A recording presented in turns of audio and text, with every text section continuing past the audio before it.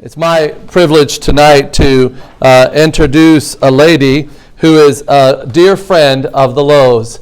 And she and her dear husband came here to America in the 1960s. They fled from communist Cuba. And they came here seeking freedom. And since then, boy, I tell you, the Lord has used them in tremendous ways. She is a professor. And more importantly than that, she's a prayer warrior. And so if you have some needs, you ought to make sure you see her because she knows how to get a hold of heaven. Her name is Ana Maria Alvarado. And I know that it is Alan's distinct privilege to be friends with her. And she wanted to come tonight. He wanted her to come tonight and say a word about his campaign. So would you help me welcome, please, Ana Maria Alvarado. Will you clip that on yourself there? You put these in All right. here, I guess. Mm-hmm. That's it. Thank you so very much. I don't need this, I don't think. Well, good afternoon. This is a little high, but anyway, how are we all doing? The pastor already said a little bit about me, but yes, we are from Cuba, and my sister and I came in November 9, 1960. And my parents joined us in December the same year. We came as tourists before with $10 in our pockets, and it was so wonderful. But the last time we came with cero dinero, no $10 in our pockets. And well, our story was very different. I want you to hear what I am saying about this. We lived in New Jersey for 57 years, and then we found our Florida here about 4 years ago. It is my honor and my privilege to be here this afternoon sharing with all of you our mutual concerns for our beautiful town being shaken by people who perhaps don't know how to handle the affairs of a community. And of course, they have surprised me a great deal, to say the least.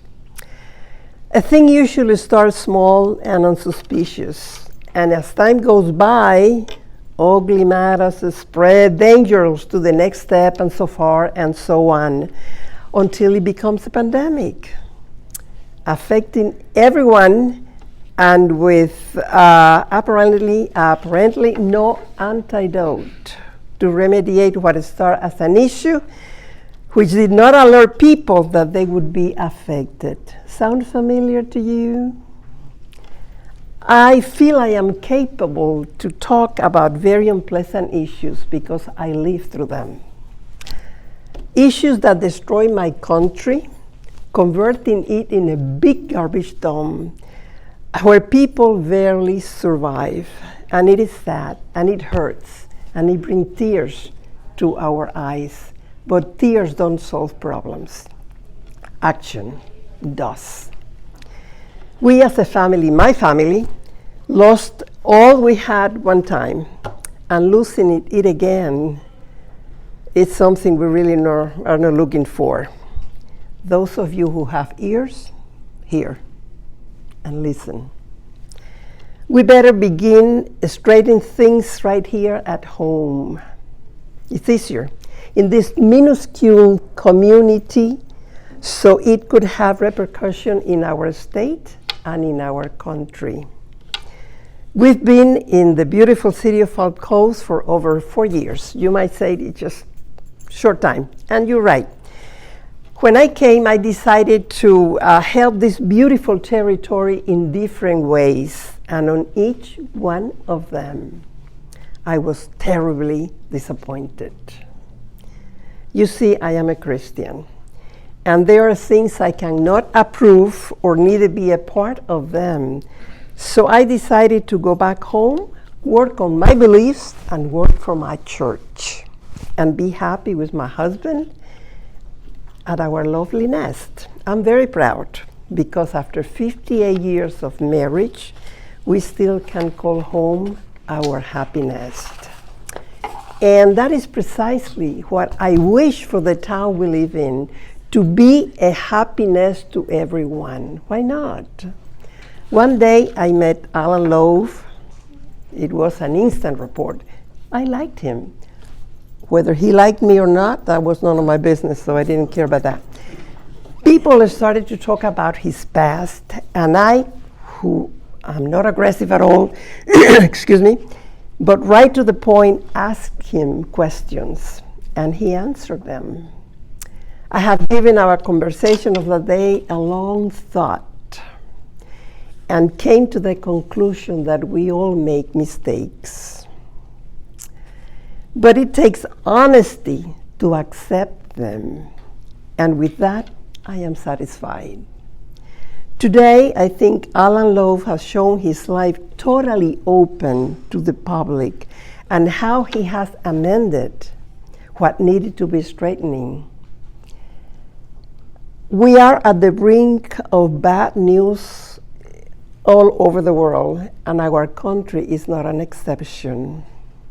If we don't act now, tomorrow might be very late. Where do we start to improve and try to make things workable for everybody? Right here at home. This is the beginning of things. Alan has tried twice to show Palm Coast what he really wants to do for our town.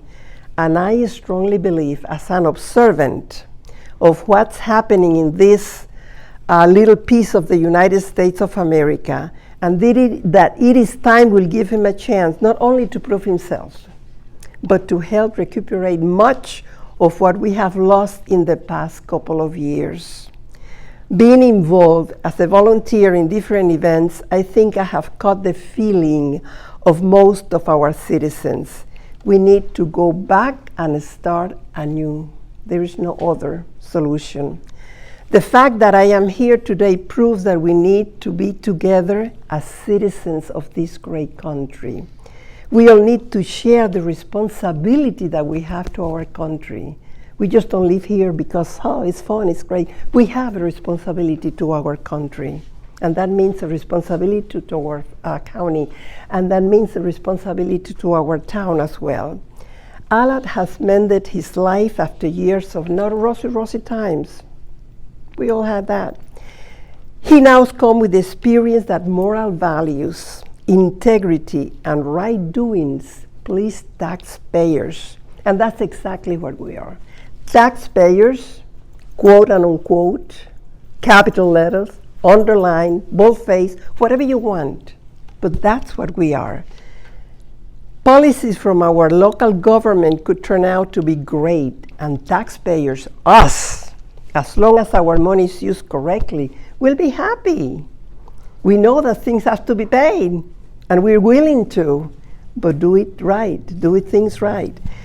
We'll also be happy when we'll have someone in a key position in our local government watching over us, our money, and our well-being. We are tired to giving opportunities to those who have not done what they promised to do, and when time comes, why not? Perhaps enlarging their pocket with our money. This is just a thought, just a thought.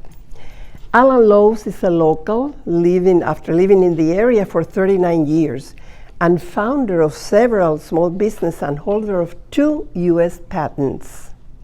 He has been operating several companies here in Palm Coast. He should know Palm Coast very well. He was engaged in a coral cultivation process that gained him an article in the National Geographic magazine. That's quite an honor. Has also served in various associations and institutions such as Flagler Open Arms Recovery Services, Flagler Drug Court, the National Rifle Associations, and has been an associate member of the Flagler Fraternal Order of Police. He is a member of Palm Coast Elks Club, among others. He learned from his father what building was about, and today he has his own small business. He feels, because he has told me personally, that Palm Coast needs a councilman who listens and respects the concerns of all citizens. He knows what Palm Coast direction should be and how to deal with the future of our town. After 39 years, I think he's capable to know what do we need here. His perspective is unique to his knowledge of our city. He lives along with his wife, Grit, on Collingwood Lane, and they both worship at the Flagler County Baptist Church in Bunnell, which pastor is here today with us. Alan has two grown sons. And without further comments, it is my honor to introduce to you Alan Lowe, our soon-to-be councilman of Palm Coast.